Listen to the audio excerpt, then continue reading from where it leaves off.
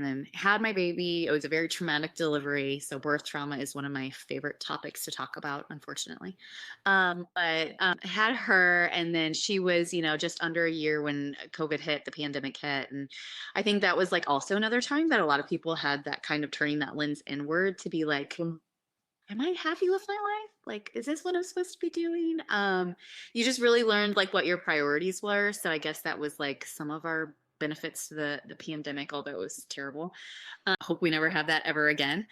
But so a lot of courses became accessible. So I got to take a lot of different intro OT to pelvic health with OT lens. So being an occupational therapist since 2012, working with primarily the older adult populations on hip replacement, stroke recovery, rehab to home.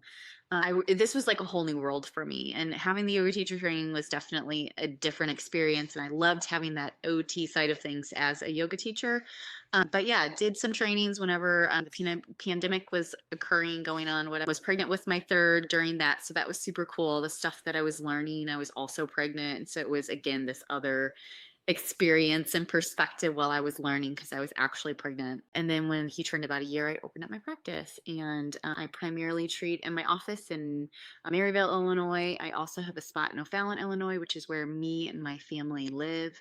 My family and I live, and teach yoga locally in the area as well. And I treat anything and everything with pelvic floor problems that pop up. That is awesome. Like the longest, weirdest answer. I feel like I was all over the place, but No, I love it. It's that's perfect. what I It's do. perfect. No, because I like